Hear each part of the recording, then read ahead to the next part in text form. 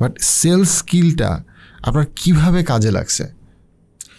Sales স্কিলটা না, এটা মুচিদেরও কাজে লাগে, রিক্সাওয়ালারও কাজে লাগে, ব্যাংকারেরও কাজে লাগে, ডক্টরেরও কাজে লাগে। আপনি সাইকোলজিস্ট, আপনারও কাজে লাগবে। সেলস স্কিলটার জন্য যে শুধু সেলসম্যান, আমরা সেলসম্যান জবের যদি ডেজিগনেশনটা এরকম হয় যে সেলসম্যান, তারাই যে শুধু সেলসম্যান তা না।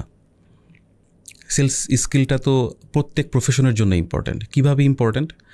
আলটিমেটলি তো আপনাকে কাস্টমার কনভিন্স করতে হচ্ছে, কাস্টমার সার্ভিস দিতে হচ্ছে, একটা রিলেশন তৈরি করতে হচ্ছে, মেনটেন করতে হচ্ছে লং টার্মে, সেটা থেকে বেনিফিট পাওয়ার জন্য, এবং আফটার সেলস সার্ভিসও দেওয়া লাগছে। তো আমি যখনই যেখানে জব করেছি সেখানে আমি এই বেনিফিটটা পেয়েছি।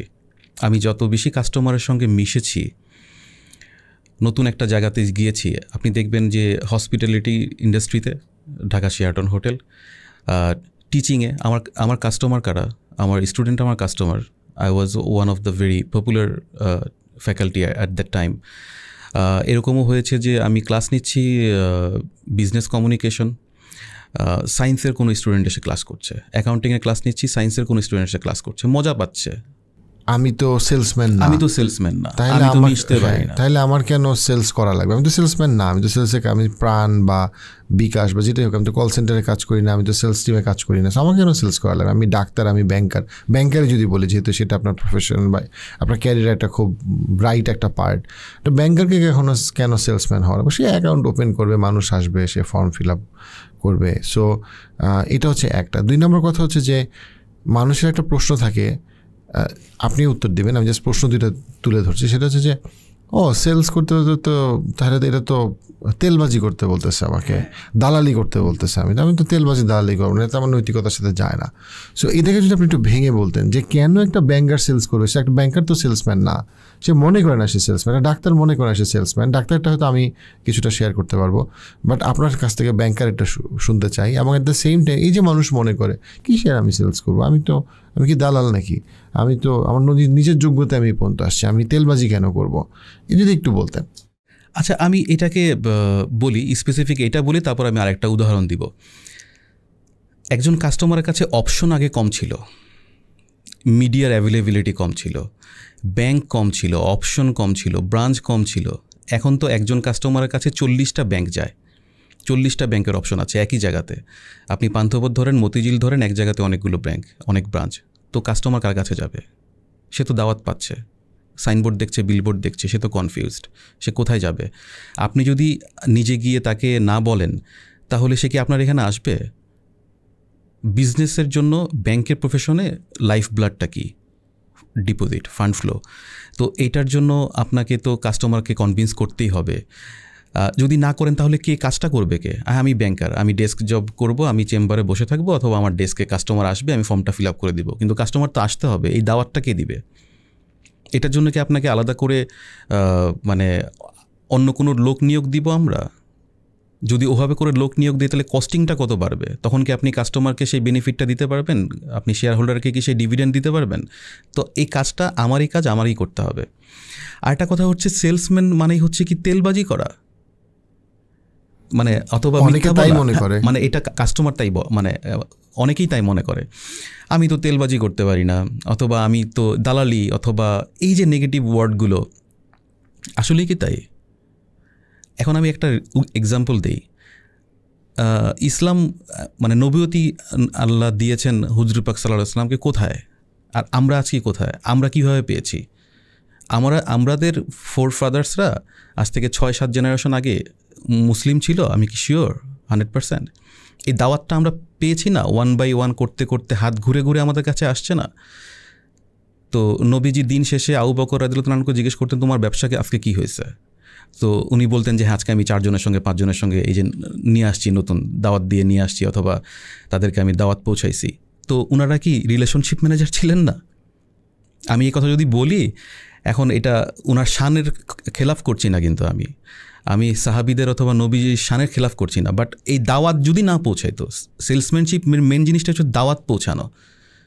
আর সেলসম্যানশিপ মানে কিন্তু এরকম না যে আপনি ব্লাফ করছেন, মিথ্যা বলে কোনোভাবে আপনি ছেড়ে দিচ্ছেন, ইমিডিয়েট সেলসটা করলেন। রিকারিং কাস্টমার রিলেশনশিপ ম্যানেজমেন্ট যদি আপনি না করেন, আলটিমেটলি ওয়ান টাইম বিজনেস কিন্তু ওয়ান টাইমই। কাস্টমার সার্ভিস, যে আমি একটা কাস্টমারকে সিম্পলি নাইসলি বিহেভ করাটা আমার জন্য ভালো, একটা হাসি দিয়ে কথা বলা, প্লিজ বলা, থ্যাংক ইউ বলা, একেবারে বেসিক একটা মানুষকে নাইসলি কথা বলাটা এটা আমার জন্য ভালো। এতটুকু সেলসের যে সেন্স বা জেন্টেলনেসের যে সেন্স, এটা আমাদের দেশের একটা বড় সড়ো ঘাটতি আছে। আমি কেন করব, আমি কেন ওর দিকে তাকায় হাসবো, আমি কেন মানে আমি যা ইচ্ছা করবো, কারণ ওর সাথে আমার কোনো সম্পর্ক নাই, ইগো। হ্যাঁ, সো আজকে আপনার সম্পর্ক নাই, কালকে আপনার সম্পর্ক হবে, হ্যাঁ কাজে লাগতে পারে অবশ্যই। আজকে আপনি যে নেটওয়ার্কটা বিল্ড করতেছেন না, কালকে সেই নেটওয়ার্কটার জন্য আপনি কানবেন। আজকে আপনি দাওয়াতে গিয়ে ফোন টিপতেছেন, কিন্তু ফোনটা না টিপে আপনি যদি অ্যাংরি বার্ড খেলতেছেন, বা আপনি যদি ফোনটা রেখে দিয়ে আপনি যদি কথা বলতেন, ওই কথার মাঝখানে আপনার একটা ব্রিলিয়ান্ট ইনসাইট বা কানেকশান বা নেটওয়ার্ক তৈরি হইতে পারতো, যেটা হচ্ছে না সিম্পলি বিকজ আপনি অ্যাংরি বার্ড খেলতেছেন। সো এন্টায়ার যে সেলসের যে আমি বলবো মাইন্ডসেট, সেই মাইন্ডসেটটার ব্যাপারে আমাদের রিথিঙ্ক করাটা খুব দরকার।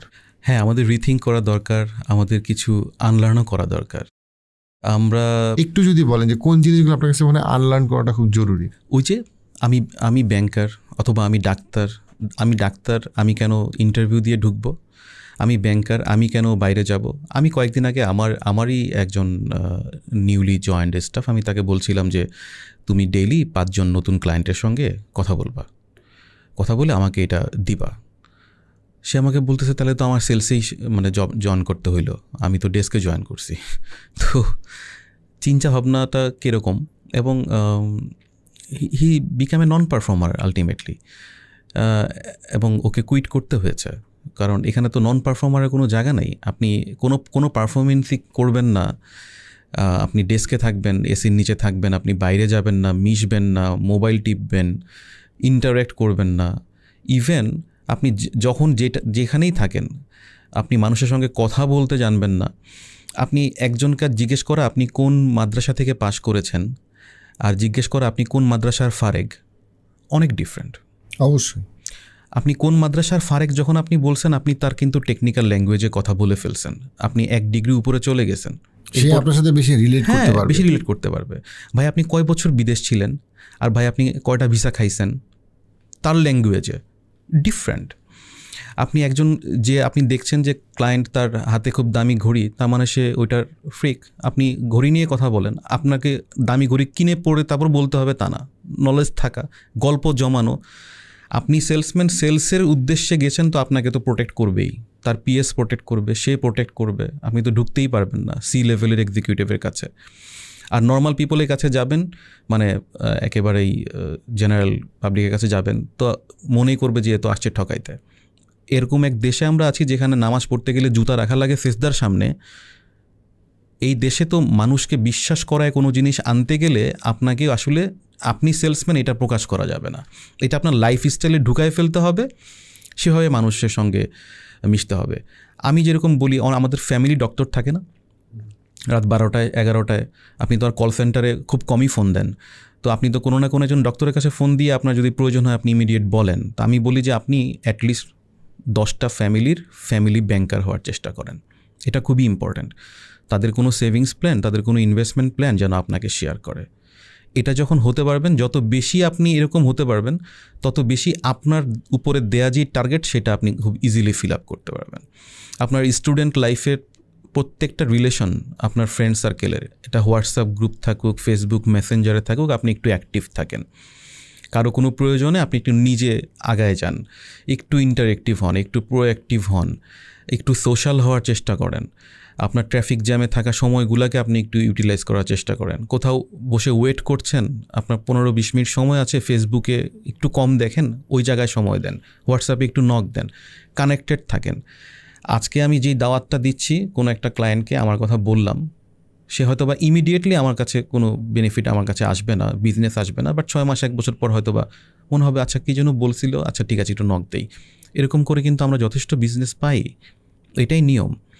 এখন আমাদের মধ্যে একটা ক্লাস, এডুকেশন লেভেলের ক্লাস হয়ে গেছে, ফ্রাস্ট্রেশনের পরিমাণ এত বেড়ে গেছে। আমি তো পাবলিক ইউনিভার্সিটির না, আমি ন্যাশনাল ইউনিভার্সিটির, অথবা আমি তো প্রাইভেটের, আমি তো আবার টপ ক্লাস 4-5টা প্রাইভেটের না, তা আমার কি হবে? আমার তো বড় কোনো আত্মীয় স্বজন নাই, ঢাকাতে আমি আসছি, মেসে থাকি, ইন্দিরা রোডে লেখাপড়া করি।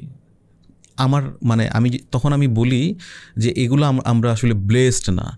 আমিও কোনো ব্লেসড ফ্যামিলি থেকে আসি নাই, বাট আলহামদুলিল্লাহ ডুইং গুড টিল ডেট, এই রিলেশনগুলো বিল্ড আপ করে ফেলার কারণে। এবং যখনই আমি সুযোগ পাই এগুলোকে একটু নার্চার করি।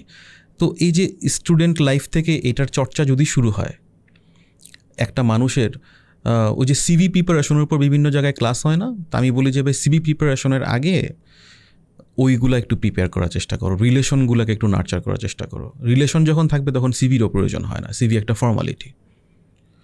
এটা আমি গ্রসলি আমি সব জায়গাতে বলি আর কি। তো এই জিনিসটা খুব ইম্পর্ট্যান্ট, আমাদের মাইন্ডসেট চেঞ্জ হওয়া, একটা পারপাস নিয়ে মানে কাজটা করা, একটা প্যাশন থাকা, হ্যাঁ, আর যেই কাজটা আমি যখন করব সেটার হক আদায় করা। তো লেগে থাকার যে মেন্টালিটি, এটা সেলসে খুবই ইম্পর্ট্যান্ট।